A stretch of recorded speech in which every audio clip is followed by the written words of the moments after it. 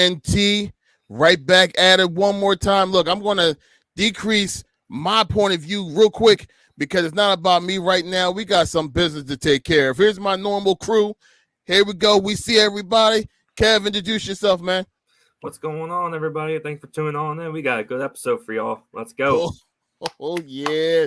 Here we go. Go ahead, Tone. What's up, y'all? Come on, man. At least I'm trying to be positive. Give me some juice. Goodness. All I got is water, man. But listen, man, it's Tone, man. Tone, the promoter in the building, man. Thank y'all for tuning in another episode. We got a good show for you, man. I mean, it ain't good for me, but I'm just gonna be a good show. What up, y'all? We got you covered, Tone. It's no problem. Joel in the building, Bird Gang. What's going on? Y'all already know. Still Bird Gang, no matter what. I'm ready for this episode. Super excited. Hopefully you guys tune in and check us out. And we have a special guest, Joel. Yes, we do. Let me press this button and let's show this man real quick. He may look familiar to a couple of y'all Birds fans. Whoa. Oh my God. I just saw him on TV. Just TV. What's going on? We saw him on ESPN. We saw that man on Instagram. Everywhere we look. The Empire Daily News.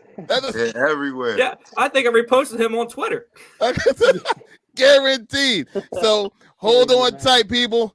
We got Mr. Jhonny on the docket to talk. What's going on, gentlemen? Y'all. What's going on? Thank you for having me, man. I appreciate that. Anytime, yo. Let's get it.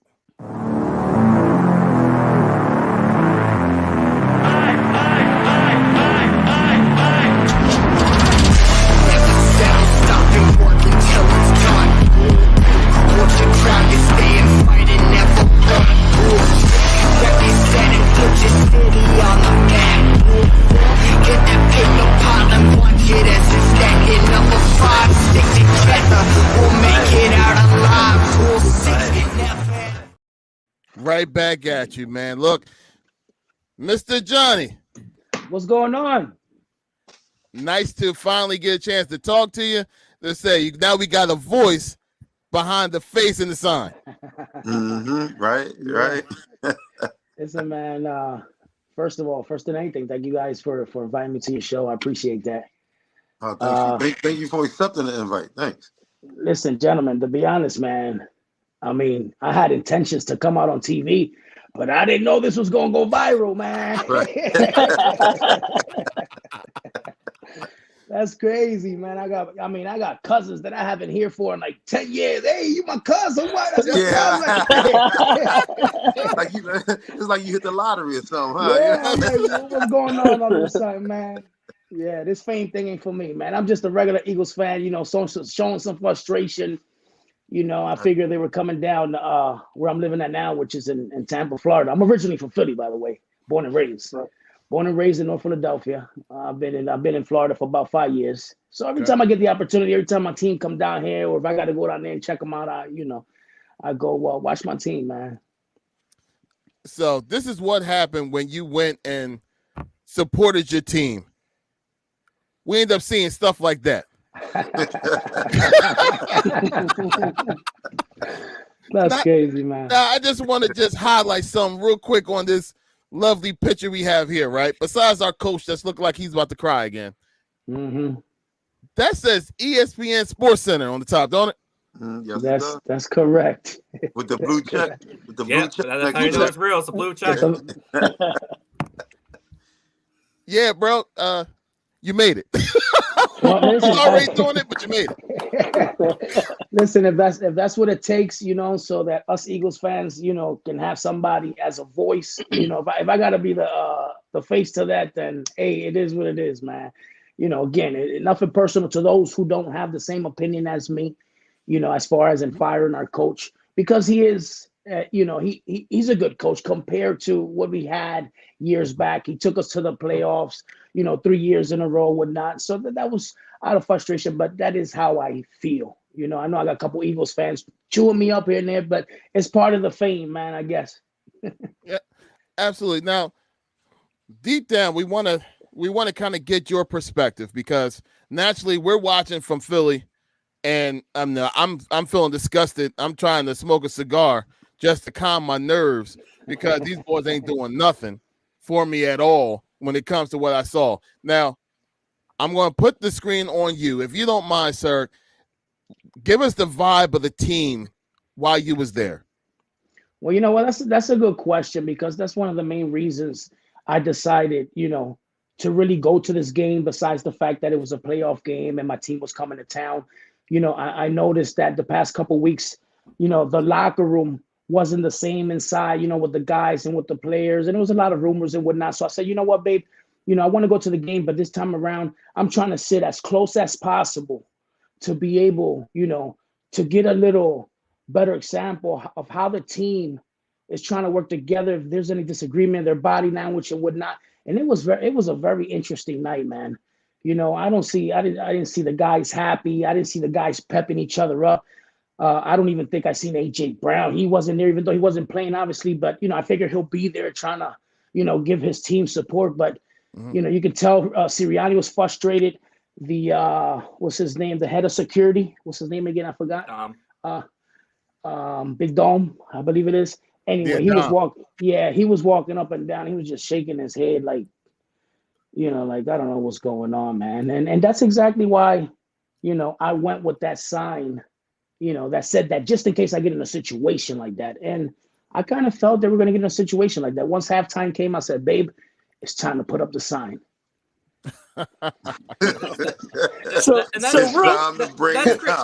Real quick, that's crazy to think about. That's crazy to think about, because I was actually there in Tampa when they played the first time this year.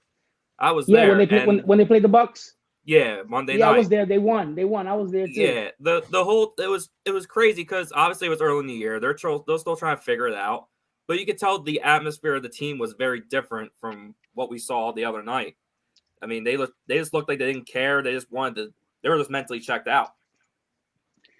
Yeah, and I think they checked out, a couple of weeks back. That's why I say, how could such a team with so much talent, just check out like that on their coach? That's why, to me, this goes towards their coach, man, because, and besides that, how are you going to change the defense coordinator in the middle of the season, confusing the players in that way? And it was just one thing led to another, and it's just like, I got to be there for this game. On top of that, I thought it was going to be Jason Kelce's last game, so I wanted to see that live. Yeah. I wanted to see how he was also reacting with his brothers, for so many years and stuff in that nature. So it was a lot, it was a couple good reasons why I went to this game, man.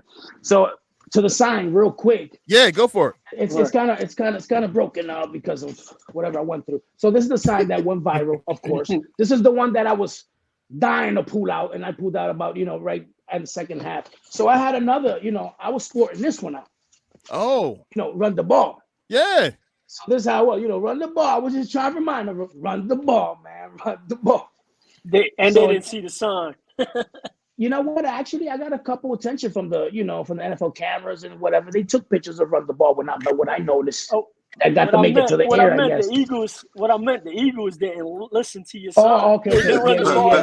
Yeah. Listen, and I was like, I'm like, read that, man. So then I had another idea, since it was Martin Luther King Day or whatnot, and we got high expectations and, getting to as far as we went to for the past couple of years. So I had a dream.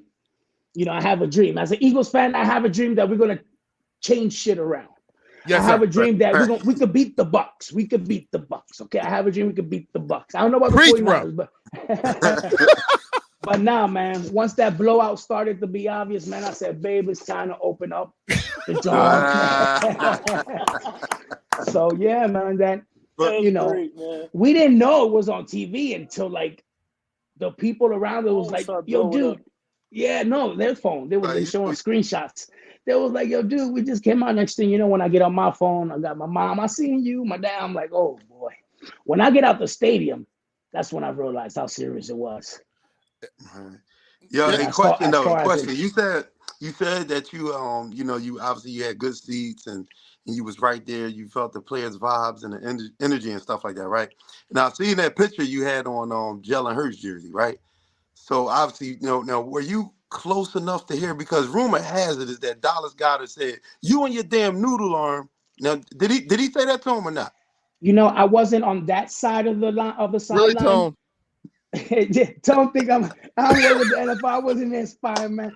Listen, nah, I can't say I was a witness to that. That was probably on the other side of the sideline. Yeah. I was more where Akers was practicing kicking his ball and stuff, on the other side of the field. But again, they walk. He probably did say that. He probably did say that. Then. Okay. I think Mr. he also I said think- too that at least Dallas, the Cowboys choked again in the playoffs. I think Tone tried to throw a curveball on you there. I think exactly what he's trying to do. Hey, Slick. This is what he do. It's what Tone do. So, but look, just in case for the people that didn't exactly catch on to exactly what Mr. Jhonny is talking about, I have a real quick clip here to really kind of give you an idea of what's going on. Joel, you seen this already? You're the one that sent it to me.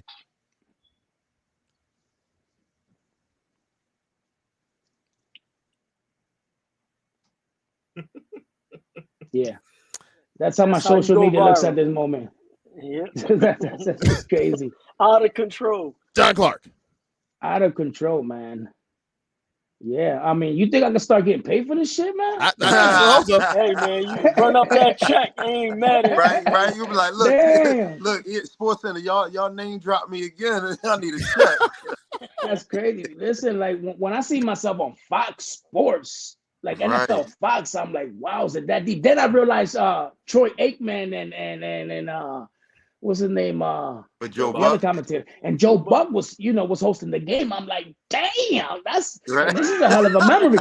This is a hell of a memory for me as an Eagles fan. Yeah, When 10 years yeah. pass by and I look at all this viral stuff and I'm like, whoa, that's okay. Yo, But you know I'm what, gonna though? tell You know what I will what? say? I will say What? that genuinely, man, your sign that you had, obviously, that's the emotions, like you said, you felt, from the play of the team. But some people go out and try to be viral, like plan to do something to be viral. They go out and they do something, they make a video, we gonna try to go viral with it. But you went down there with obviously your emotion for your team, the support. Like you even had different signs, you know what I mean? But then I was trying to go by the vibe, right? I was trying to go by the vibe. But remember, from the moment I knew I was going, I wanted to come out on TV, But like I said, okay. I was able to come out on TV how I wanted to, but I didn't know it was gonna go viral like that, like ESPN and Fox, and all that extra stuff like that. But yeah, man, it's kind of exciting and scary at the same time, man, because how things are these days, man. You don't know who.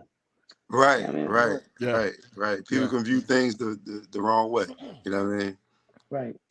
Now, I'm sorry, go ahead, Joel.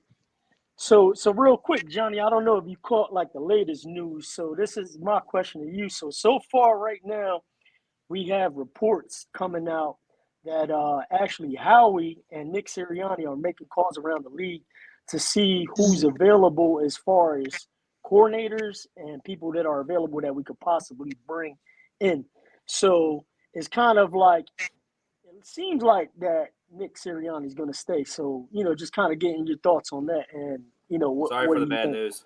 Yeah, I actually learned about that news right before I decided to call you. I heard he had a meeting today or whatnot with the administration, and I guess they didn't fire him. But I tell you what, this is what I'm gonna do, and then I'm gonna give you my thoughts on that.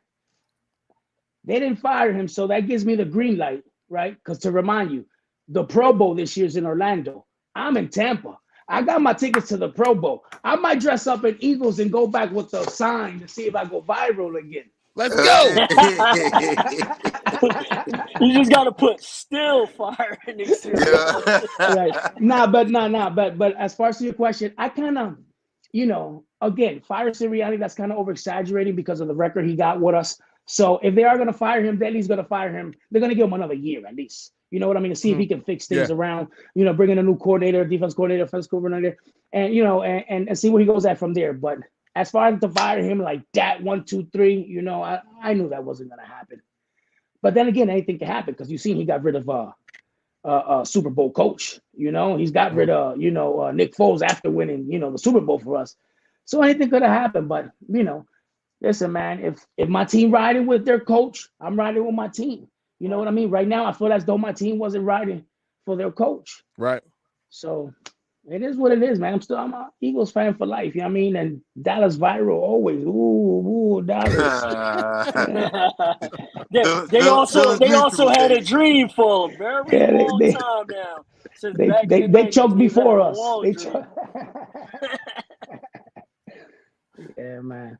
All right, so now by any chance, Mr. Jhonny, I'm just curious. Did you see basically the video of Troy Aikman and them in the booth talking and then them showing you? Did you see that transition? Yes, that's one of my favorite transitions, man. That's one of my favorite good memories. I got that too. I was able to screen record that and save that for my records, for the future, to remind me of the moment, some simple Eagle fan went viral, But yeah, that was cool. That was pretty awesome. And I actually was searching, the other podcasts that, popular podcasts to see if they shared the clip around. And, right. I haven't ran into a couple things, but nothing like that, man. But you know what I also did, gentlemen? So yesterday I decided to go to the Eagles Philly page and identify myself basically and say, hey, I posted a picture of the John or whatnot. And I was like, this is me. I hope I didn't offend, nobody, but I think this went viral. And that went kind of viral too, because you had all the Eagles fans actually giving me their take on what I did. Some was with me and some was, some wasn't. But right. But it was cool, man. It was. So just in case for the ones that did not see what we were just talking about, it's not long. Last several weeks is what's going to happen to Nick Sirianni following this game, and it's anybody's guess. It's hard to believe that a guy who's made the postseason. There we go.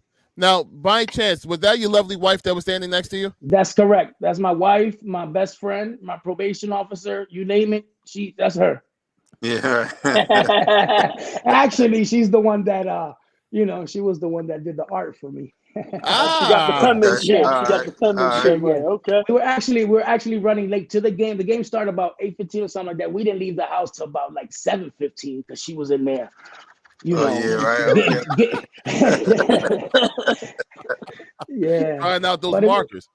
But it was worth it. Yeah, she got out of there. She got out of the house buzzing because of the smell of the markers. She was like, right. Oh. She's on that Sharpie life, huh? Yo, but listen, did you see the clip? Did you see the clip? I wish you could run the clip though. I found a new clip today where some newscasts from some other sports. I don't remember. I don't remember the details, but they're actually talking about, how I went in there with the poster already.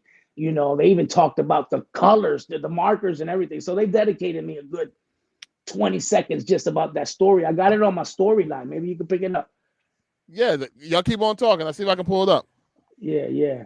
All right. It's a nice little interesting clip there. That's again, I'm like, wow, that's wow, man. I wish I knew you was going down there with that sign, because I would have told you to put McCarthy too on the back of that.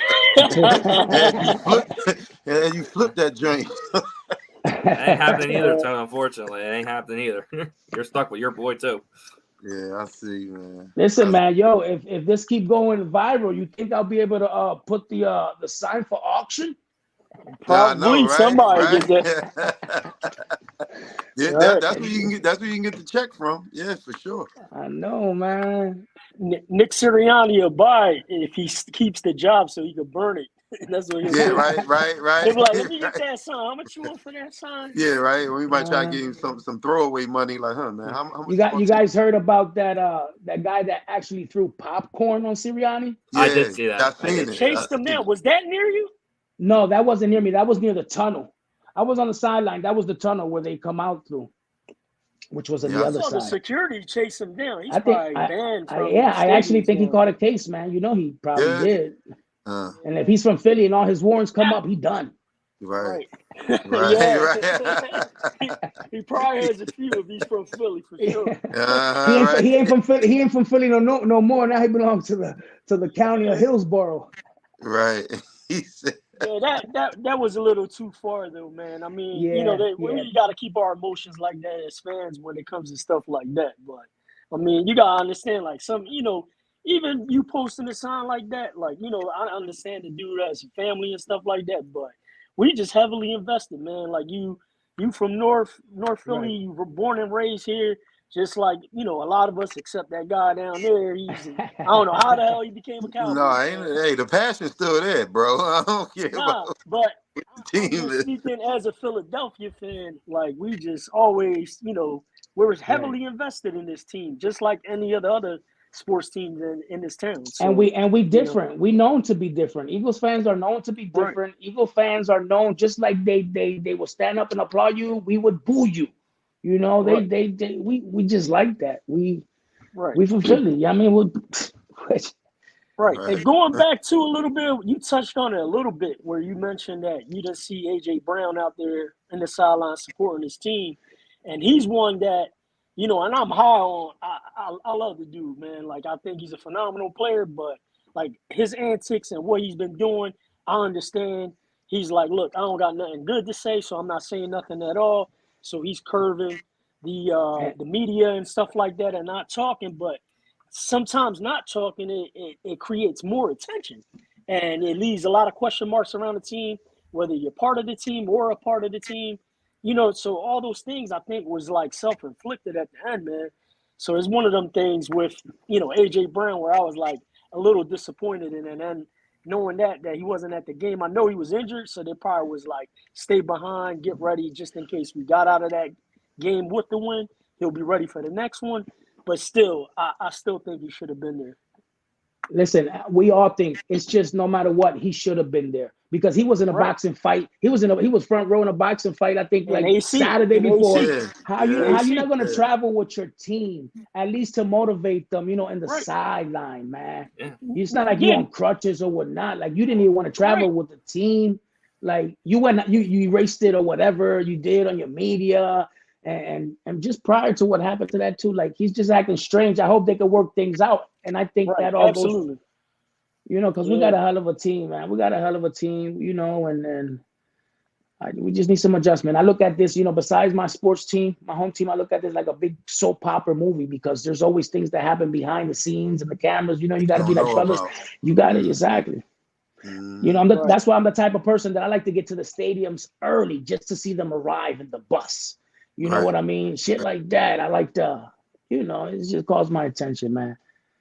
Right. And man, that probably goes to your point earlier that you made, about AJ Brown not being there, Nick Sirianni not having a locker room anymore. Like, I mean, he didn't have a devastating injury where, you can't fly with the injury, something and like nobody that. talking about that. Nobody even talking about that. He should have been there as a leader on the team, you know what I mean? And then, the dude was a captain. Him and Smitty were first-year captains this year, and you're telling me you can't show up just to be on the bench and hype your boys up? Come on, now. Not even it's that. Not a good look that you was at a boxing, like you said earlier. Yeah. You was at a boxing match. That don't look good at all. That's really saying like I don't care about what they got going on. I don't care about the fight they in down there in Tampa. I can care less if they win or lose.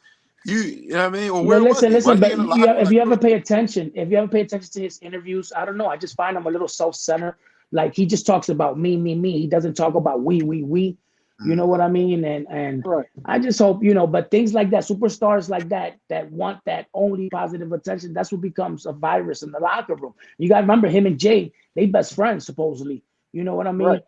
And we can tell, that's been dangerous. Listen, they haven't even been able to do touchdown dances and those, celebrations they be doing. All them celebrations they did last year, we didn't see none of that this year, man.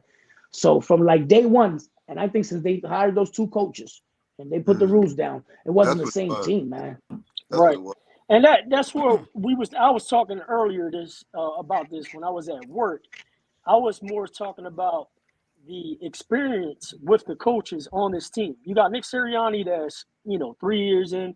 You have these new offensive coordinator, defensive coordinator, not too much experience in that locker room to hold all these egos and all these players and different types of personalities and bringing them together And that's when they hit that panic button and brought Patricia in to try to get some stability. But like you said, always in the team, you got some players invested with a certain coach.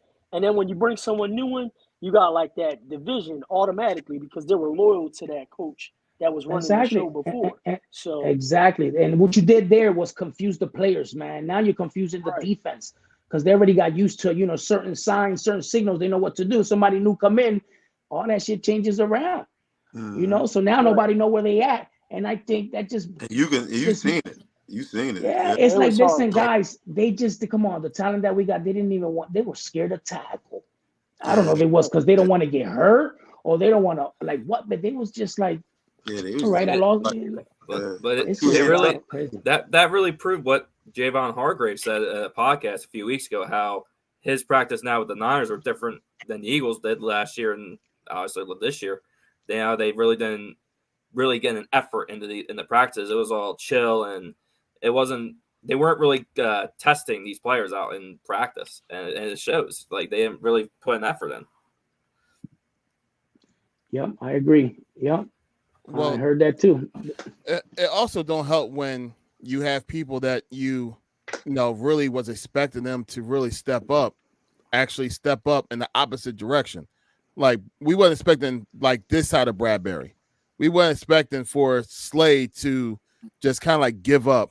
I mean, wasn't also expecting for our young safeties to just get hurt like that too. So, I mean, we didn't have Blankenship. No, we already know about our rookie. I'm sorry. What, Blankenship? Yeah, the dude can't cover my grandmother. Your grandma's Larry, he couldn't cover you or me. I hope she's not under 5'2", because we already know what Tone would classify her under. What? What would I classify? Somebody shorter than me, that's all. You're not going there, Tone. A lot shorter than me, that's all. Just a lot shorter than me. We're not going there. That's different, man. All right. So now, look, I try to find the video and try to get it clear. I can't get it clear enough, so it's cool. Okay, but you saw it though. You see what I'm talking about, right? Absolutely, absolutely. Where they just kind of like just highlighted the colors and everything. Yeah. It's real deep. A whole lot deeper than what I thought I was going to go with that. But yeah. that was good. But nonetheless, I'm just happy that basically the attention that you wanted, for sure that the players saw it and the players felt it and the players either agreed with you or disagreed with you. But nonetheless, it was a conversation. And that conversation happened from what they saw. You know what I mean? Can you imagine, like, you see this defense that's like missed tackle after missed tackle after missed tackle, and then you look up, and then somebody's like, yo, Sirianni, do something. That's basically what the sign means to me. It's like, Sirianni, do something, or you deserve to get fired, bro. Listen, man, it's just they wasn't playing with strength, man. They wasn't trying to get hurt. They wasn't trying to hurt any. They wasn't playing physical. You could tell them to the sideline. They just wanted to get that game out the way so they go about the business, so they could probably go about their business with their family, dog. Like, it was crazy, man. But it's all right. Yeah, those Cancun tickets was already paid for. Well, yeah, that's another. I don't know if y'all seen if y'all had seen Gil on his little rant. That's what he said when he was like, I asked Bradbury, was you ready? He was like, I didn't know what you was talking about, man. He's like, you was ready to go on vacation. Because he was in the locker room. Right, I seen that. Yeah, talking to the players. Yeah, I was like, yo, Gil, funny, man. Funny dude. Man, vacation trip already set up. Right. So, all right, so look, we're definitely going to go ahead and talk some more football, but it's something that we have to go ahead and do first. So just in case, John, if you can see this up top, you see how it says GNT? Right now, we're going to highlight you right now. So this is you. All right, we're just going to go ahead and highlight you right now because you're more than just a football fan, my friend. Uh-oh. Yeah. Oh, you thought I wasn't going to go this round, huh? I knew something was coming. Go ahead. Give it to me. You did no. Oh, my bad. I'm sorry. Who am I to not highlight who you are, sir? So now it's time for us to highlight you. Okay. and it's going to talk a little bit about Okay. you right now. So people that's watching right now, I know y'all don't have no idea what I'm talking about. Let me give you a little taste of what I'm talking about. Mr. Jhonny, look, I'm not trying to embarrass you, but you're the man, and especially me. I'm now a fan. What are you talking about, Larry? Let me show you.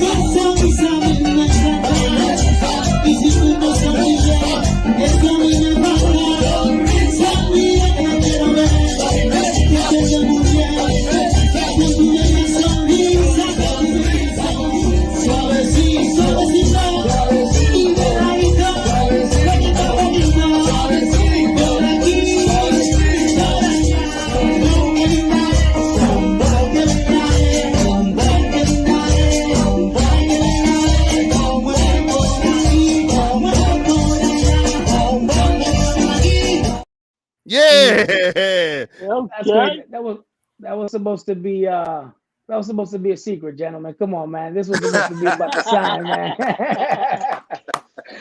God damn it, Larry. No. That's another side. That's another side of me. Y'all ain't ready for that conversation, man. I'm sorry, Bruce Wayne. I didn't mean to pull off the mask like that, Batman. My bad. Nah, I'm sorry. No, it's cool. That's something that I enjoy. That's something that I enjoy doing. I've been doing that for a while already. I'm basically a Latino merengue singer, and nothing. I've been doing this for a while. So that, like I said, that's another long story. But that's what I dedicate myself to do. I'm actually entertainer. Me and my wife as well. She sings too. So we got our music thing going on, and we travel and blah blah blah. It's another headache, man. Just trying to pay the bills. Just trying to pay the bills, man. Whatever it takes to pay the bills. Amen. Go ahead, Tone. I know you had a question. Oh yeah, man. I got a question for you, John. So, it's probably about I'm gonna say 4 questions, maybe all into one. Just try to follow. Stay with me. I was just gonna ask. When did you start? Where did you get the passion? And what's the best song or anything that you like to perform? What do you feel most comfortable with? As far as my music career? Yes. Oh wow, man! I started this. That's when I'll bring Joel back up. Joel knows this in high school and middle school, right? This all started. Middle school. Yeah, this all started in middle school. I was about 15, 16. It was just we were born and raised in North Philadelphia, and you can either go 2 ways in North Philly. You can either go the good way, you go the bad way. But I was like in the middle, and I realized at an early age that the music was an escape for me. And nothing. I just started, giving it my attention, and I started learning with it little by little until I discovered I wanted to be a singer, man. So, when you're young and you like music, somebody obviously inspires you. So, I started liking this band that inspired me for years, and my music dream was to one day be with that music group, that professional music group from Puerto Rico that inspired me. Long story short, I moved from Philly to PR, and I was able to accomplish that dream, guys. Wow. I was able to be with a famous group in Puerto Rico, not only a famous group in Puerto Rico, but the group that inspired me when I was young. And I was actually, So I actually got to experience the music professionally, at a professional level, where I toured to Honduras and came out on CDs and music videos. I even went to the Latin billboards, man, the Latin billboards. You could look that up. And that was a tremendous experience. But other than that, long story short, I realized that there's nothing more loyal and real than family. So I had to make a decision, either the music career thing or family. And that's when I said, you know what, I'd rather go with the family. It's more real. You know what I mean? It's more real. You there with people that actually love you for who you are, not because of your fame. You know what I mean? Right. But it was a great experience. Thank you for bringing that up. Great, man. Great. That's what's up, man. That's what's up. Yeah. Any other questions, we was told that I got another press conference with ESPN in about 20 minutes, guys. We got to close this up soon. Now he's just flexing on us now. Yeah. Joking, but you heard his story first right here. That's right. That's correct. GNT now the idea is for this to go viral, because nobody got this nobody got this clan right here. I mean, let's see where this can go at. That's right. Yeah. Definitely, man. Well, listen, Well, Johnny, look- like I said before, man, thank you for taking out your time, joining us on the podcast. Greatly appreciate you. Glad to reconnect with you. And I don't know if the guys have anything to say, so you can get on to your next segment with ESPN. Nothing, guys. Listen, it was a pleasure, man. It was a pleasure. This is part of the adventure. This, if it wasn't for the sign, if it wasn't for it to go viral, I wouldn't get this opportunity with you guys. So the pleasure was mine, and nothing. If this goes anywhere else, y'all got to interview me again. Because remember, I'm taking this to the Pro Bowl. Yeah, I'm all right. You heard it here first, baby. You heard it here first. He's taking it to the Pro Bowl. That's right. I'm taking the sign so they can put 2 and 2 together to be like, wait a minute, that's that Eagles fan that was in Tampa. Right. Let's put him back on camera. They might pull you down there for an interview. Like, yo, hey, sir. you know what? I got to go over there. I got to represent Kelsey. I got to represent my Eagles because they're going to be down there too. If I'm not mistaken, I think Jalen Hurts is going to be at the Pro Bowl too as a right. So I'm going to go there with my jersey. It's only about an hour and a half from here. So I'm gonna take that ride. And again, thank you guys. It was a pleasure, man. Maybe next time I could join in and hear your knowledge in sports, and maybe we can all turn into sports analysis one day. Right. There you go. There you go. Look, Johnny, look, first off, I appreciate it. I definitely appreciate your presence here. You're thankful for us. We found it, we call it a blessing. So thank you for lending your time with us. We greatly appreciate it, man. And look, they just don't have to be like a one-time, two-time thing. Anytime you want to go ahead and get on with us to go ahead and talk some sports, hey, we with you, man. You're always welcome. That sounds good, guys. Look, they do a lot of spring training down here in Florida. So if y'all need some exclusive videos or whatnot, I'll record them. I'll send them over to you. We can probably even do some broadcasting live, John. Let's go, bro. Let's go. Just make sure I'm not on those episodes. That's all. Listen. Hold on. I want to show y'all something. This is what I'll be talking about. Woo! This is what I like to do. Besides the music, I like to put myself in these positions, like I said, to get to the games early, watch the players arrive, watch them leave the stadium, watch how they interact with their fans, shit like that. So maybe we can work together in the future, and I can, give you guys some stuff y'all can probably use for your content. Right. Right. Definitely, man. Hey, there definitely. You go. Thank you so much, man. Seriously, this is I look at this podcast as a family affair. You know what I mean? Like, we're boys, but we're family. So welcome aboard to the family. Like, I appreciate your time. Seriously. Appreciate your wife drawing skills. She's watching now. I'm sure she's like, thank you. Definitely got a big Yes. Thank you. Thanks, wifey. Your right. Your penmanship is incredible. Right. She's probably like, whatever, Larry. All right. Thank you, guys. Appreciate your time, seriously, bro. Thank you so much. All right. Well, thank you, gentlemen. Have a good night, and nothing. We'll stay in touch. All right. I appreciate it. Looking forward to it, bro. Big up. All right, guys. Wait. One more time. Oh, I gotta show the sign. Let's go. Gotta show the sign. Yo, you ain't gonna believe it, but this been broken like way before second half. So every time I had to put it up, I had to try and put it together. Oh, word? Put it together. Yeah. We couldn't tell. Yeah, if you zoom in the photos, you'll be able to tell because there's a little disconnected. Anyway, guys, take care, man. It was effective, man. All right, man. All right, guys. Take care. That was the one and only Jhonny. That was awesome, man. Yeah, that was deep. Crazy to think. Literally just 2 days ago, I saw that guy on Twitter with that picture, and we just interviewed him. Right. Right. When I saw it, I believe that is his wife. Yeah. And she said, "Thank you, guys. No, we thank you. Thank you. Did a good job on the sign. Thank Great you. job. Perfect sign. Awesome. For the next poster, she's got to put, seriously, fire Nick Sirianni. Right. But seriously, huh? .. Fire Sirianni. Yeah, but just like you, Kev, I saw first the clip come up on Instagram, and I'm looking at him like, wait a minute, because I obviously follow him on Facebook. So I'm sitting there, and I saw before the game him posting pictures that he was at the game, and then I saw the sign, and I'm like, wait a minute, that's Jhonny. So then I took a quick screenshot, sent it over to him. I'm like, yo, I was like, thank you for sending the message. And then after I sent him the message, I'm at work. I'm like, wait a minute, our podcast is on Wednesday. Let me see if he's interested in hopping on. Right. So, I'm glad it came together, man. Again, shout out to Jhonny. Yeah, quick And, too. oh yeah, he was on board right away, man. So, and like he said, he had some family members. That was me on this side. Yeah, I mean, we talking about going back to 6th grade in high school since we haven't, kind of interacted in anything like that. Everyone gets caught up in life and family time. Right. But he jumped right on, man. Good dude, man. Appreciate your time, man. Thank you. Yeah, that's what's up, man. That is what's up. Absolutely.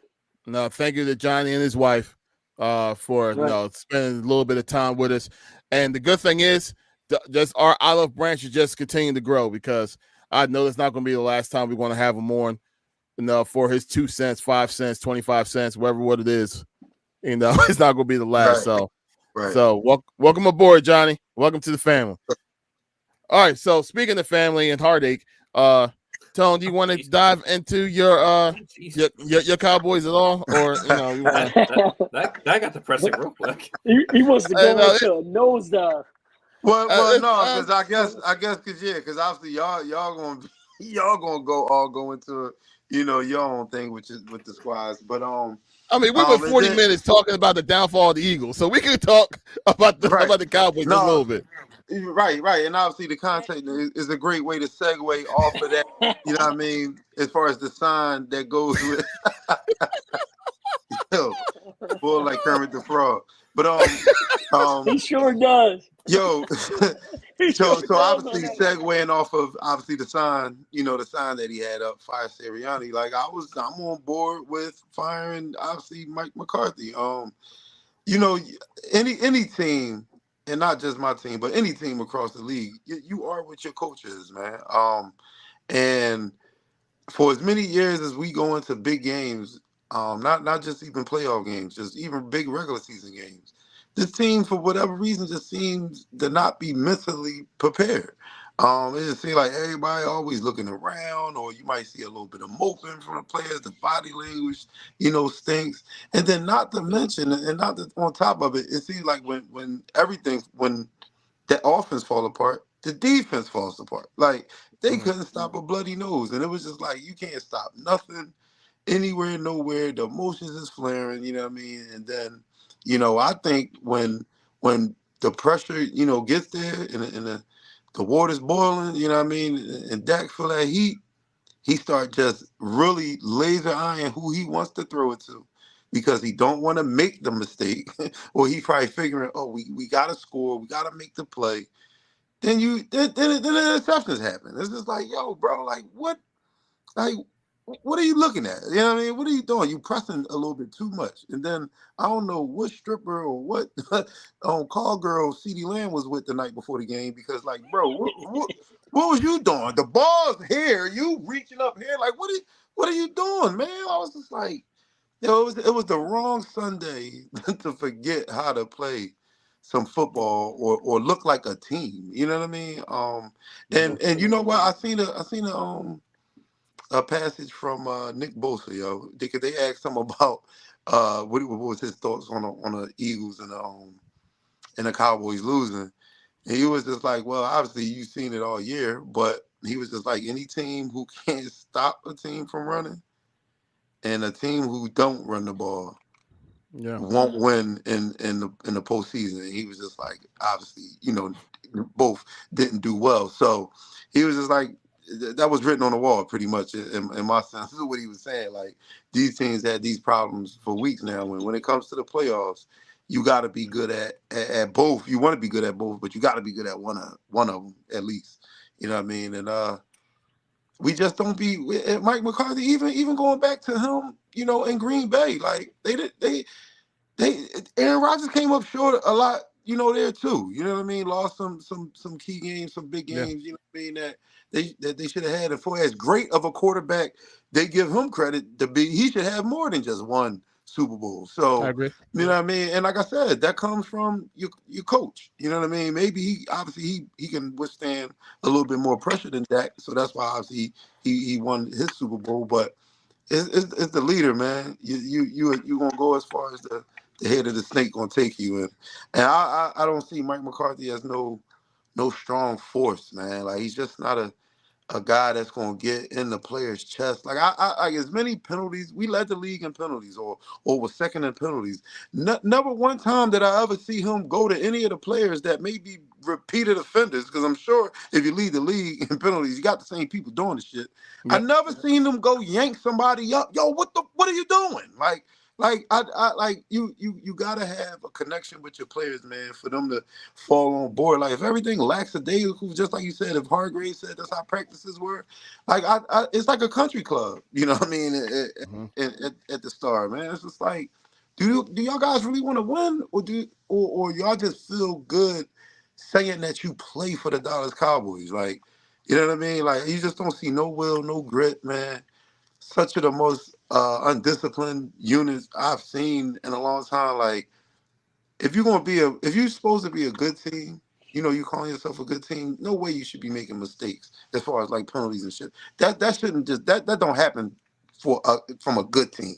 You know what I mean? Good teams are disciplined. You know what I mean? Maybe they might go through their little lapses of maybe, a couple games where they might get a little bit of penalties, but they're going to clean that up.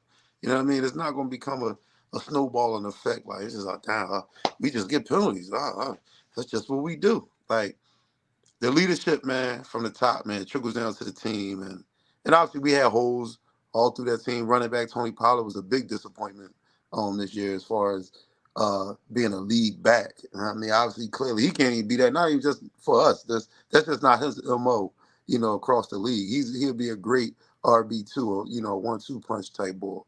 Yeah. Our linebackers was entirely too small. You can't have linebackers that's 205 pounds and thinking come the fourth quarter they're going to be able to withstand, those big offensive lines pounding on you all through the game. Fourth quarter, these little linebackers spent. You know what I mean? You ain't gonna be able to. You ain't gonna want to tackle nothing. You know what I mean? Yeah, they was getting pounded and pounded. Yeah, we did. That's what we got. We got pounded. You know what I mean? So, by Macho Man Aaron Jones. Yeah, you knew who I was talking about. But we just been getting gashed by the run. You know what I'm saying? Like all year, like. Or at least towards the end of the year, you know what I mean? Once Hankins kind of went down, it was just like it really got exposed. And then Dan Quinn, the way he was, like, I'm gonna say this: Micah Parsons is a great player. He would probably be greater somewhere else as far as the way he was being used here. Like you trying to put him all over the field. To me, the way Dan Quinn coached him, he coached him according to how defenses played him. Offenses played him. Like, because a lot of the times, whatever side he was on, that's the side they would run to. So now Dan Quinn, what I'm going to do is I'm going to switch him up. I'm going to put him on this side. Or I'm going to put him over here. I'm going to put him. Nah, man, leave that dude one place, one, position, make him put his foot in the ground and get at the quarterback. Like, if that's what he's going to be, you know what I mean? Like, then you want to play him at linebacker? Like, nah, man, stop switching this dude all around the place, because the way he would try to shift him around all the field, he wasn't a factor. This dude one tackle. Like, how could somebody that great of a player, you only manifest him to get one tackle? And you can't say the dude don't play, because he's out there trying to cause havoc, but then you put him in the wrong positions. I'm like, damn, Quinn, you fucked this dude for, 3 years. Like, come on, man. Like, like I said, if his natural talent and ability that he has is the reason why he's making a lot of the plays that he did. But Quinn, you didn't have him, to me, just didn't have him in the right position. And obviously he's going to be gone. He can go get whatever head coaching position he got, because we forget he was the head coach of that Atlanta Falcons team who, you know what I mean, who lost the leading the Super Bowl. So what do I expect from him? Like, this dude was still playing two high safeties when Aaron Jones was just running up the middle. What do you still got safeties back 20 yards back for? Bring somebody up in the box, man. Make these dudes and really make Jordan Love beat you with his arm. You didn't try to stop the run at all. I'm really making him beat our corners. Like, if he's just gonna have to be really playing, get the ball out quick, and the corners are the receivers just gonna have to beat our corners. Like, we was getting gashed, bro. Like, you, and then when you want to bring somebody, then they hitting you with the play action. Then I was like, DQ, get out of here, man. You know what I mean? I don't know what scheme he thought to use that game, but it wasn't right. They said that Bill Belichick, the way he coaches his defenses, he don't coach like to me. Dan Quinn coaches the defense.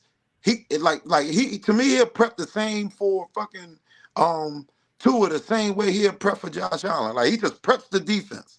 Like, no, they said Bill Belichick every week his defense is different. It's disguised and focused on the team that they're playing, because he know his strengths and weaknesses. So that's what we gonna play.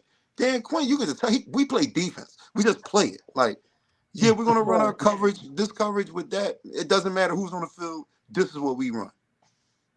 Yeah, Bill Belichick also focuses on the hot hand. So whatever your weapon is or playmaker, that's what he focuses on, to taking that away from you and making you beat his team in a different way.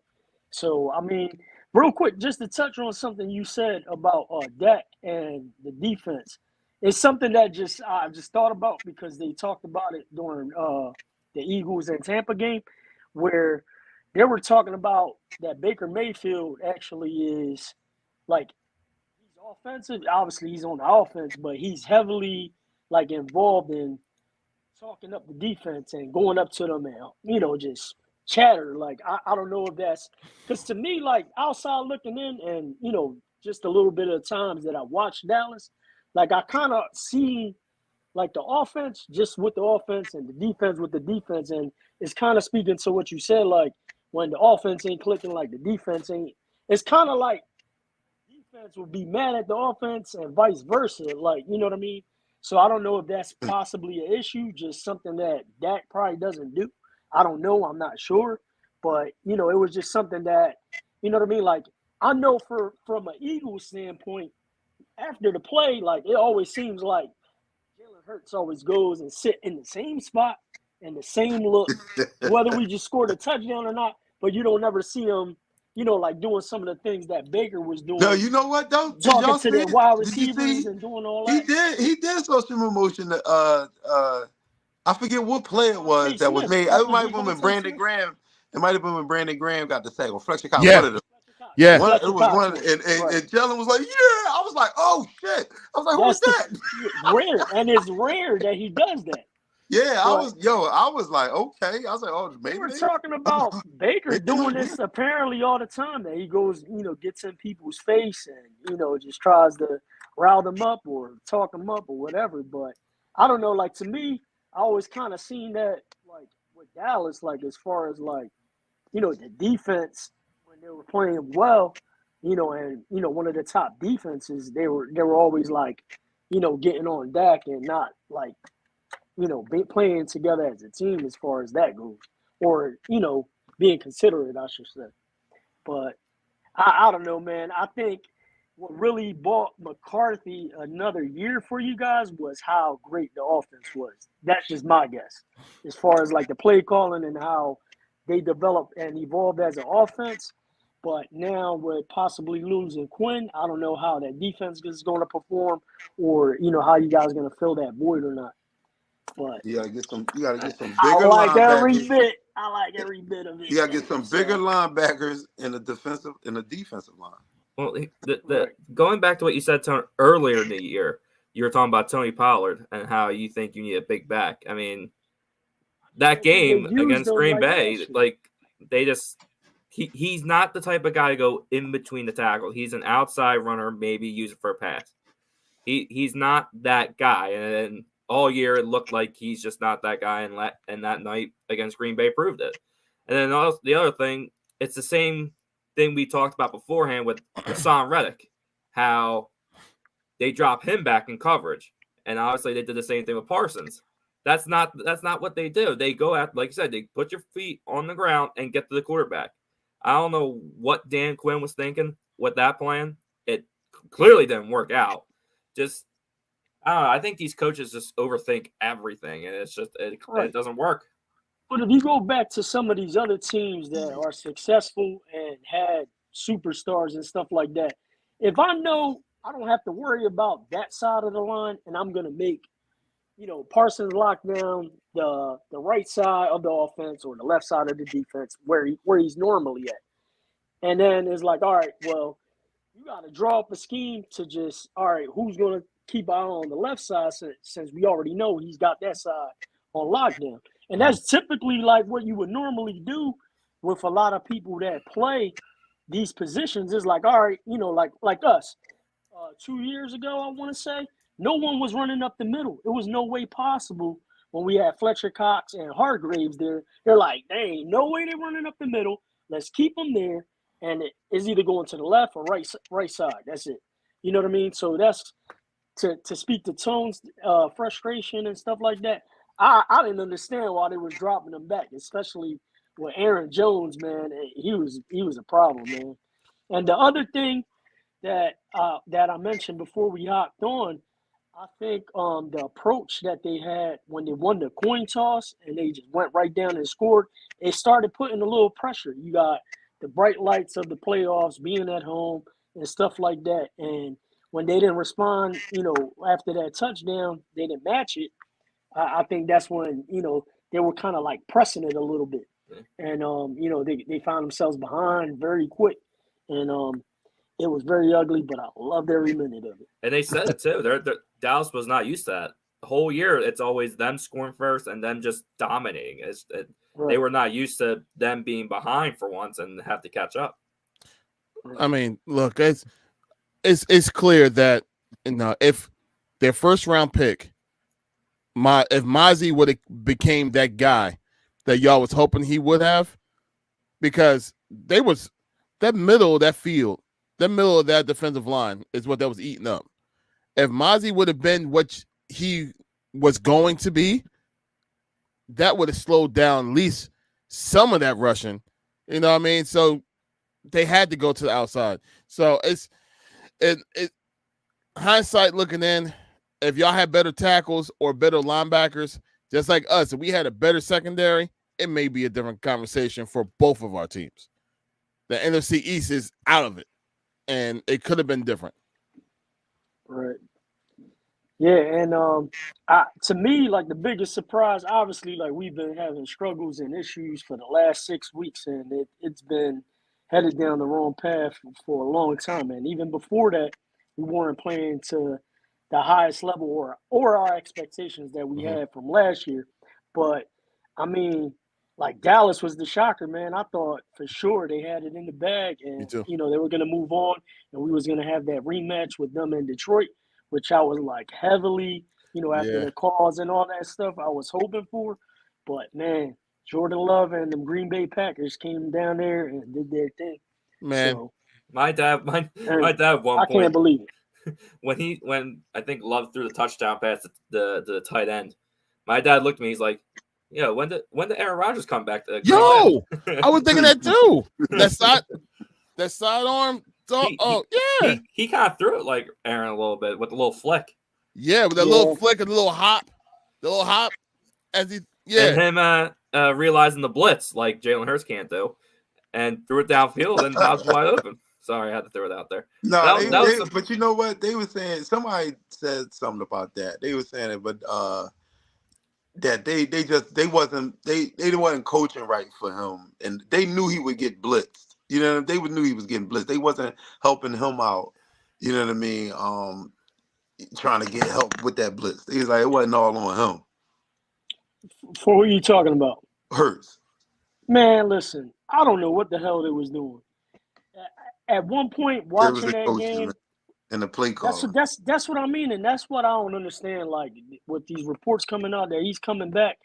Like, don't get me wrong, I'm not trying to seem ungrateful or whatever, but like I don't know who are you gonna bring in to kind of like save the day. Like it for what? Like I mean, you I wonder looking at what coordinators that's are. what I'm saying. Like, That's who's gonna want to come here to do that? Like, I mean, like, yeah, like I know it's a job and people looking at it as a stepping stone and But any of as an these head opportunity coaches to fix it.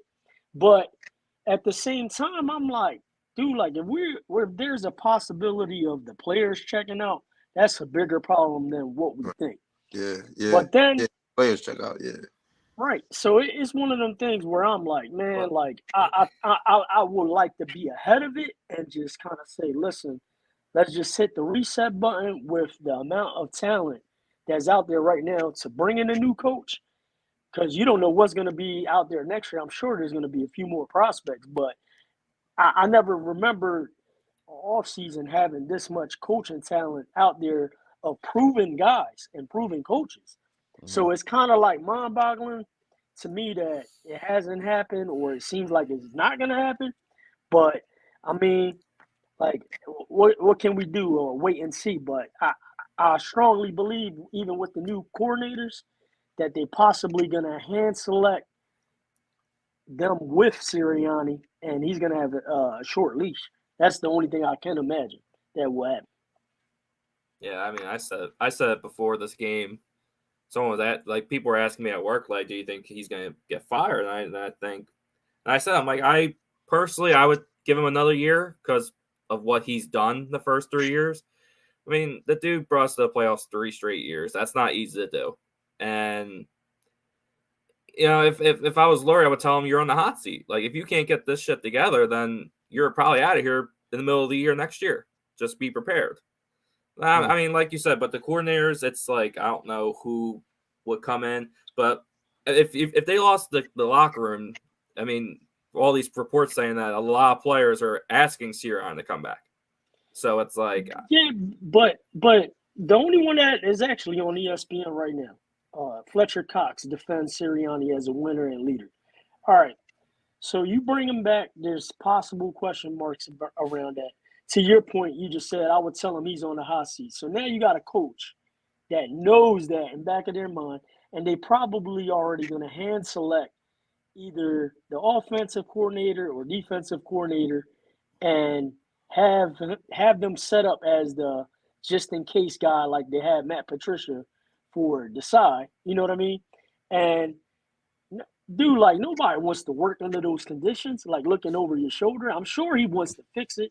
I'm sure he doesn't want to put the product that we've been putting out on the field, but like at some point, you know what I mean? There's been a lot of things.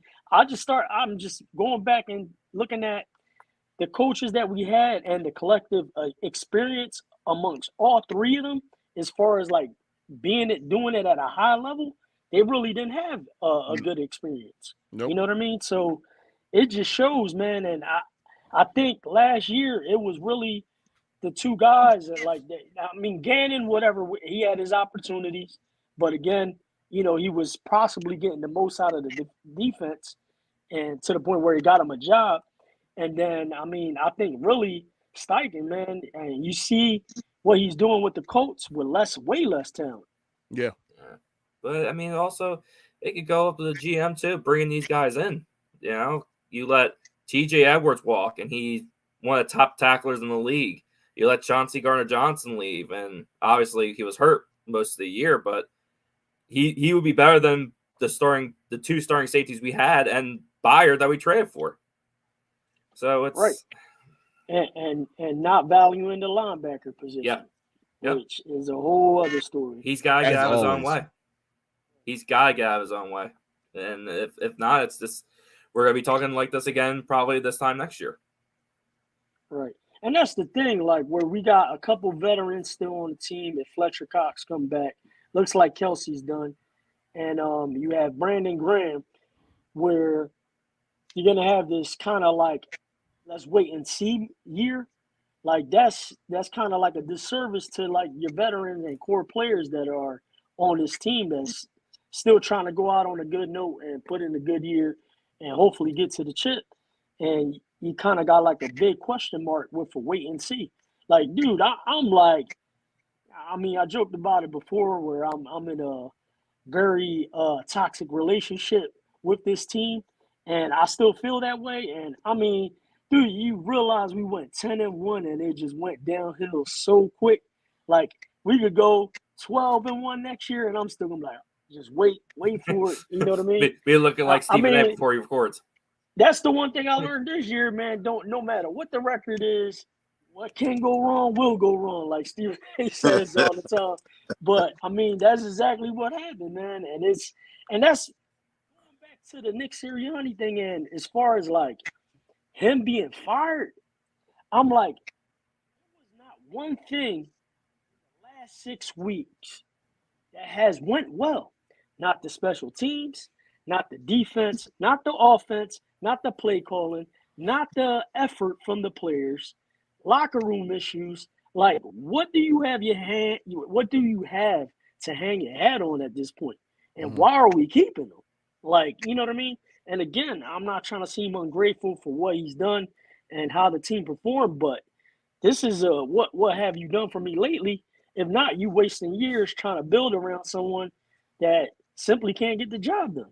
And you know what I mean? I'm sure Tone feels that frustration with McCarthy over in Dallas.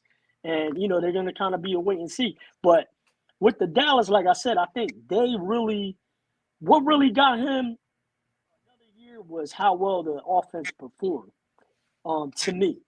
Because, I mean, they were clicking on all cylinders. I mean, you got Lamb that broke records, and obviously Dak has been flourishing in this offense. And, you know, like I think that's what got him.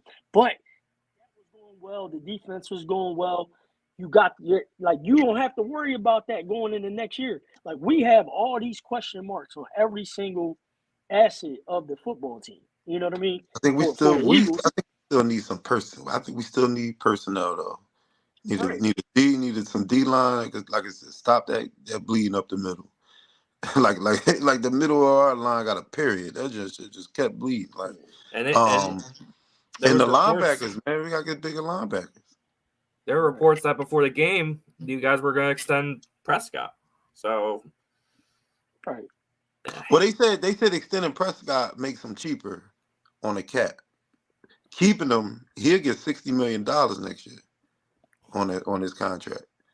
Right, and I think he earned it. So they don't want him to clear the 60. So they giving him a new deal. That's a money team cap thing. Mm-hmm. Not so much that he deserves it. Like that shit is business. With that contract is a business contract. Because like I said, if they don't give it to him, he on the books for 60 next year. Yo, somebody said out there was like, no, who has the number 3 pick? Atlanta, right? No, it's. I could pull it up. Hang tight. I got it. Yeah, I think it's Atlanta. I got it right here. Hold on. Somebody said like Carolina. Like, what isn't New England? New England has the third. It was New England. I'm sorry. So somebody said like, Dallas, would you give up Dak Prescott, send him over to the Patriots for the number 3 pick? That's what they asked people? That what was on ESPN earlier. Really? Yeah. And it's like, no, basically like you want to let go of that contract and maybe let go of the player.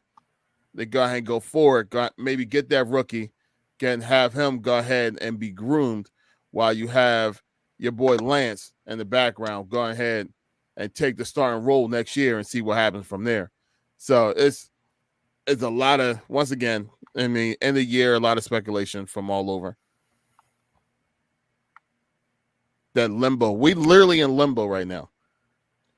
That's what I mean. Because the season not over. It's not over. Obviously, our seasons are over, but the actual NFL season not over. To know exactly where you can go. You know what I mean? Like, because obviously after the season, it's gonna be a lot of people that's gonna want to maybe move or, you know what I mean. getting shipped out trades, whatever. Because this Justin Fields thing is going to be real big. Because of the Keller Williams saying he ain't declaring until they say they not going to. I'm like, how you trying to put the leverage on the league like that? But that's what that NIL do, though, man. That's what that NIL is doing. I don't know. If I'm Chicago, I'd give Fields one more year. You just gotta give him some little more help. But you're probably never going to have the draft pick that you're going to have right now again for years. Yeah, but are you really willing to like bet on that again? Yeah, on a prospect that hasn't been okay. All right. Yeah. Right. Yeah. The one Everybody that I saw does. was Atlanta. Atlanta moving up, or Atlanta actually. What was it? Atlanta moving up, or somehow they were going to try to acquire Fields. That's the one that I saw. Who? For Atlanta. The Atlanta Falcons. Yeah. They want to acquire Fields? Yeah, they need a quarterback. Right. With the eighth pick, they was gonna give the eighth pick. That's with the assumption that Chicago would take with the first pick the quarterback. If they would take the ball. Right, and then they would trade the eighth pick for Fields. It was a player and the eighth pick for Fields. Yo, can you imagine, like, just that fast, you got a brand new quarterback and you got the eighth pick as well? And they have the ninth pick. Damn. Yeah, they got the first and the ninth pick. Yo. If you get your quarterback with the eighth pick, you could trade down with that ninth pick and get more picks. Load up on the offensive line. That's what I was saying. That would be the O-line. Yeah, that'd be generation. They could set themselves up for a minute. Yo, okay, here we go. Oh, here we go. Here we go. Houston. Wow. Yeah. Well, first though, shout out to Houston has a top pick. That's what they did last year. Yeah, that's what Houston did. That's what Houston did this past offseason. They went Stroud and they trade back up to get Will Anderson. Right. Shout out to Stroud and Love, man. They tied up rookie record with 3 touchdowns and they balled out, man. The young boys, man. I guess we both didn't see. None of us saw that happening. The future is there. Fam, if I hold on, you see that picture? They was like the NFL is in good hands because there's 5 black quarterbacks in the divisional round, but one of the pictures is Baker Mayfield. I see that. Mayfield and Brock Purdy. What? Yeah, because it was like Mahomes, Love, Lamar Jackson. Who else? There's another. Who else? Jordan Love. They said Jordan Love. Jordan Love, Stroud, Lamar Jackson. Yeah, Stroud. There you go. Stroud. That's the 4th. But then they said, like I said, Mayfield. I was like, come on, yo. Like, why they even do that? That's like the reporter that was talking to Todd Bowles. So how are you preparing the team for the weather in Detroit? I was like, what? He was like, he's like, you do know we're in the dome, right? Did they really ask him that? Yeah. He's like, it's cold. It's cold in Detroit. Like, how are you? Easiest thing to look up as a reporter, man. Like, man, I don't want. It was a female. I don't want her to lose her job or anything. But it's like, damn, man. Has she ever been to the stadium? Like, do you never been to the games, lady? Like, I have no idea. Like, it might have been just one of those, like, I want to get some attention. Let me just say some. Let me ask this dumbass question. Yeah, like, because I mean, there's no way. There's no way. How are you in that setting and ask that question? There's no way. There's no way. The classic John was Mike Tomlin. You see that show?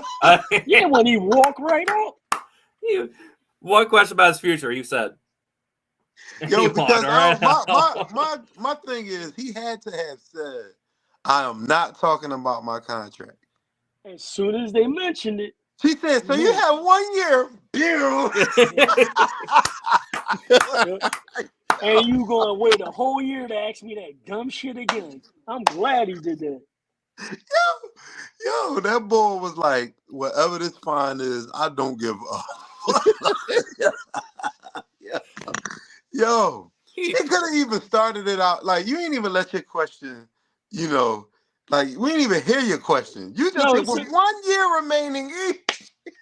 Yo, so could you imagine, like, if we were all reporters and we're in that room and we're next to get the next question, and they walk she out. asks that dumbass question, and you're just sitting there with your notepad or your phone ready to record, and you're just looking at a dumbass like, why are you in this room? Why? He just told you not to ask that question. Like, what are you doing? Like, come on. Yo, I'm like, sure they he's just ready looked to at it rumble. like, man, like. They sent us into this press conference room to get the job done, and you want to ask that dumbass question. Some of those people, they know what they're doing. They just look for a reaction, something to post about. They know what they're doing.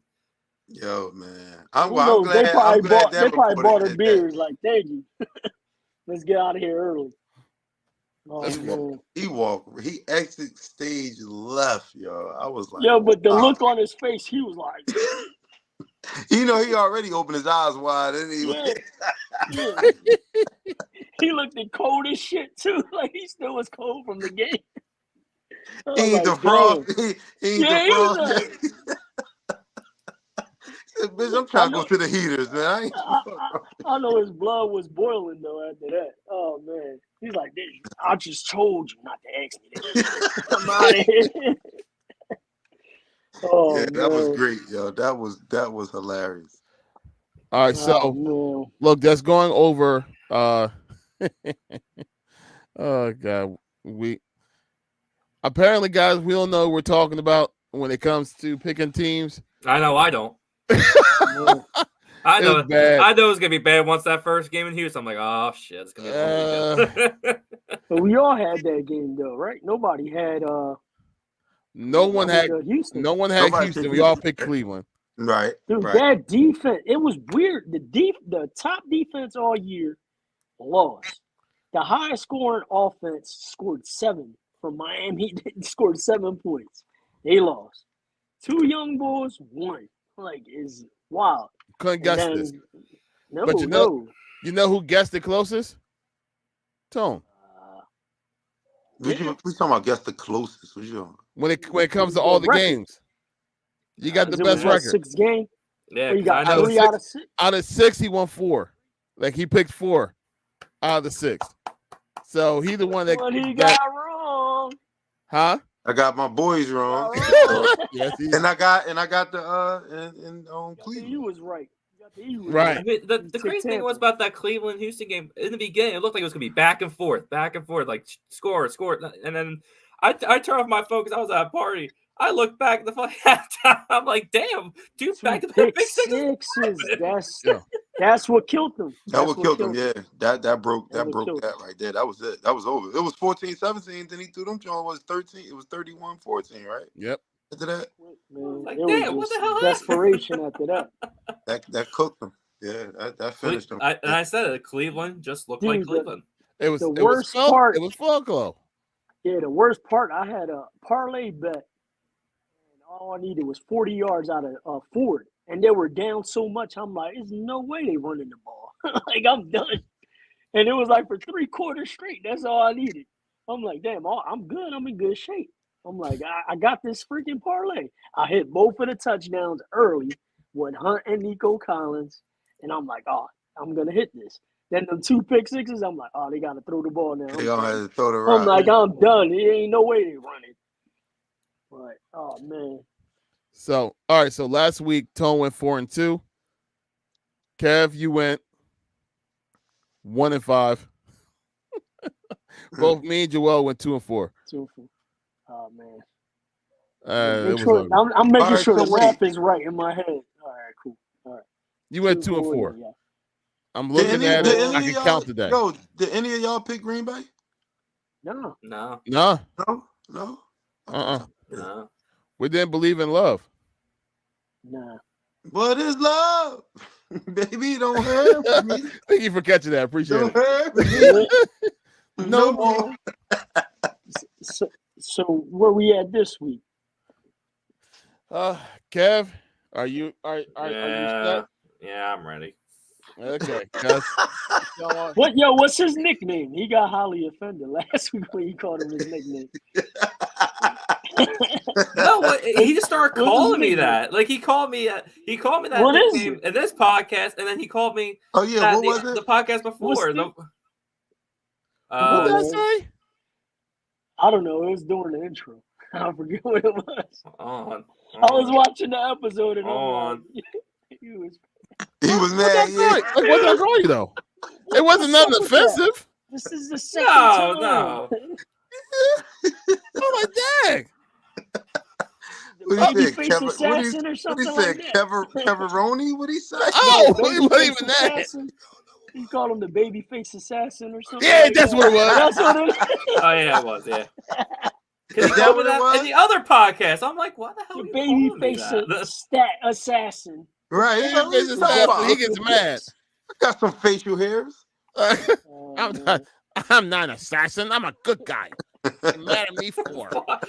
oh man. Like what the heck? Like really? No, it was just a question. Like, where did that nickname even come from? Like, you just started saying it out of nowhere. Baby face assassin. Like, you should have saw my face when he called me that the other podcast because we were at the studio and he called me. I'm like, the fuck you call me that? All right. Oh, got baby face whatever. assassin. Yeah. All right. All right. It's first time to make game- our picks so we can get out of here. Yeah, first game on Saturday. Houston travels to Baltimore. Baltimore are 9-point favorites. Mm. I don't. Who 9-point favorites. do we believe in this? Damn, they're not giving Houston at all a chance. These two wow. faced each other. These two faced each other regular season, right? Their defense played well, man. I was shocked. I was shocked. I can't see I couldn't see it, but I guess I could see it. But I can't see Baltimore losing their first game, y'all. Andrew's supposed to be back too. I don't know. I'm definitely taking the Ravens, man. Yeah, I got Andrew's coming back? Yeah. Ooh. That's Lamar's favorite target That's right huge. Yeah, that's gigantic. Hey yo, And do we not likely see? playing well. Yo, do we not see this is like no, this is because whatchamacallit came back this year, the boy for Detroit, because he was supposed to be out for the whole season, wasn't he? The boy that was with y'all, the safety. Johnson. Oh, CJ. Didn't he wasn't it like a tricep tear or something like that? Yeah, he like that, was yeah. hurt for an extended period of time after. I thought it was week supposed 2, to be and a then he wrap came for back. like this season. I thought he was gonna be done like for the whole year, but it seemed like No, now they he's making the back. playoffs. These dudes is playing. Like they said Andrews was done for the year. Now I don't know if that means when they say the year, if they just talking Probably about probably regular season. Right. But Yeah, I I know ain't know Andrews is back. I thought he was shelved for the entire season. Like I ain't think he's gonna come back at all. But I mean nonetheless, me not even knowing that, I was still gonna pick Baltimore anyway. So Right. What about you, Kev? Yeah, the only way up is down, boys. I'm going with the upset. Going with Houston. You picking Baltimore, Joel? Yeah, I have to, man. I'm just thinking, like, out of the 4 games, who you think really could pull off the upset? And you know what I mean? Right now, I think it might be the next game. KC game's next. No, the next No, it's game. on Sunday. Next game is Packers and Niners. Oh, okay. Niners are 9-point favorites. Ain't no love. Ain't enough love in the world to win that game. Nah, give me San Fran on that one. yeah, Well, you got Baltimore too, Larry, or you going Houston? Yeah, I picked Baltimore. I'm sorry. Okay. Is that 49ers all the way across? Yep. Yeah, there's no way, man. Yeah. It's going to be a good experience and run for him, but, man, there's no way. There's no way Aaron Jones running through that line. That's for damn sure. Like this, if there was going to be an upset between, like, Houston, Baltimore, and then Green Bay and 49ers, I would pick Houston over Baltimore more than I would Green Bay over the 49ers. Right. Yeah. Yeah. All right. Next game, Kev. All right. Next game, Tampa travels to Detroit. Detroit are 6.5-point favorites. Yeah, I'm taking Detroit. Only 6.5. That's pretty interesting to me. I know it is, but Yeah, give me Detroit. yeah, I'll take the Lions. Give me the home team. All the way across. And then the last game, Chiefs travel to Buffalo, take on the Bills. Bills are just 3-point favorites. Give me KC. That's the thing. That's the one where it's like an upset, but man, Yeah. But it's really not. dude, like Pittsburgh freaking started coming back, and they was giving them some bad calls and stuff. Like, man, and then like Think about they this came too. out This playing well, man. this is the first That dude Rice away is a problem, man. This is KC's first away playoff game. Since with Patrick Mahomes is what 16 or 18 playoff games, and all of them, this is his first one away. Yeah. Larry, give me the home team. The You go Bills. Buffalo? Mm-hmm. Dude, I think this might be their year to get to. Yeah, it's crazy to think about because we were thinking we might think Josh Allen was overrated. Yeah, they're done. No. Like he balled out too, man. That run he had. Yo, but once they got rid of the offensive coordinator, they just clicked on a different. Like it was crazy. Yeah, Tom. Right. He still stinks to me. Nah, he does. He just make some bonehead ass plays, man. You like, what the hell are you doing, bro? Like he's still garbage. And that run too, Joel. That just looked crazy. Like no one wanted to tackle. No one wanted to tackle in that field because how cold it was. They probably felt like concrete. Right. Yeah, but that's. But then they were trying to say that they thought he was about to slide, so they kind of let up. They let up. Or I guess he had the juke stick on him. But yeah, he did some little herky. That was slow motion. When he first got in the league, they said his biggest problem was he never slid when he ran. He was going to get hurt and everything else. Dude, he still never slides. Like, it's going to happen. Yeah, he ain't going to stop. He's a football player. Like he's just like, look, man, this is what you do in football. You get hit. Like, the fuck. All right, Tone. So I got you with KC, Kev, Bills, Joel. Who you got, man? I'm going Bills, man. I'll take Buffalo. And I picked Buffalo as well. Oh man! Wow. So there you go, Tone. It's a weird. Don't let this be another weird week. But Tone, you got Baltimore 49ers, Detroit, KC. Kev, you have Houston 49ers, Detroit Bills. Same for you, Joel. No, I'm sorry. Except you got the Ravens. I'm sorry. Ravens 49ers, Detroit Bills, and I have the same exact thing. Got you. There you go. 4 games picked. Let's see what happens. Hey, yo, did we ever tally up the regular season numbers yet?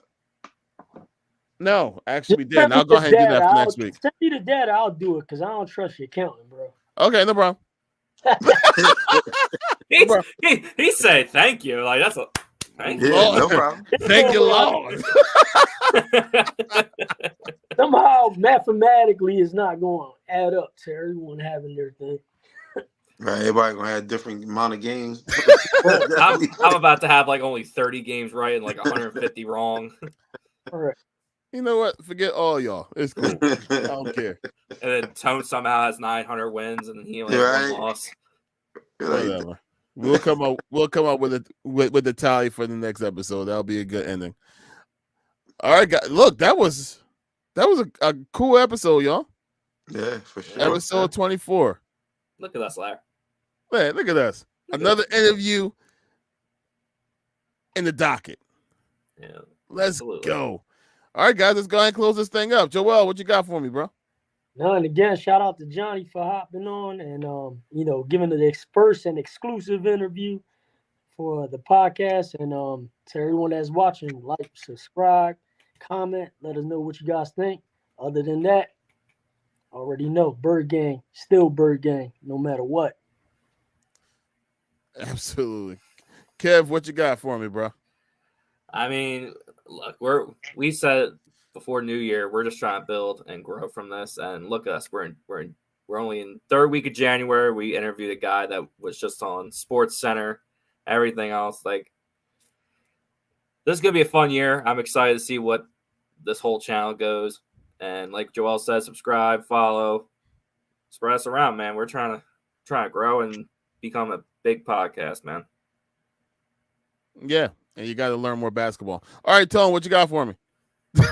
Never gonna happen, but okay. It will. Yo, so all I got to do is all in, fellas. 1, 2, 3, Cancun, man. You know what I mean? It was a cool season, man, but ended on a sour note. You know what I mean? For me, and not even interested in really even watching the rest of these playoffs, man. For real, to be honest with you. But you know what I mean? The fan of me won't allow me not to. So I know I'll be tuned in, obviously, to talk more stuff. You know what I mean? Each and every week, man. Like you said, thank y'all for tuning in. Thank you for for tuning in, watching us have our, a nice guest on here. Actually, our first guest, if you want to say that, as far as interviewing Jhonny, man, somebody that went viral, you know what I mean, for something that I was hoping happened as well, too. I was agreeing with him, with the sign, too, even though I'm not an Eagles fan. So, but no, man, like I said, it was a cool episode, man. Thank y'all for tuning in. And, we just 2 days away from the third Friday every month. Laugh the pain away. Tona Promoter. Go follow me on Instagram. Ticket links in the bio. Please. Like Kev, like Joel, like Larry, all of us are saying, like, comment, subscribe, share, the thumbs up, the likes, all that, man. Do that all. Because like I said, we trying to become the biggest, baddest podcast in the land. Let's go, y'all. Look, we appreciate everybody. I don't got to repeat. All my guys already said it. We appreciate all y'all guys. Special big up. Thank you so much for Jhonny, for being a good sport, for being willing to get on air with us and go ahead and explain. Oh, here we go. They go ahead and explain why he made the sign, and everything. So thank you, Jhonny, for being there. And we can't wait for more collabs with you and Total. Man, it's going to be fun. So we thank everyone. Thank you, everyone, for tuning in. God bless you all. Hey, look, let's let this ride just go ahead and continue. So until next time, we out.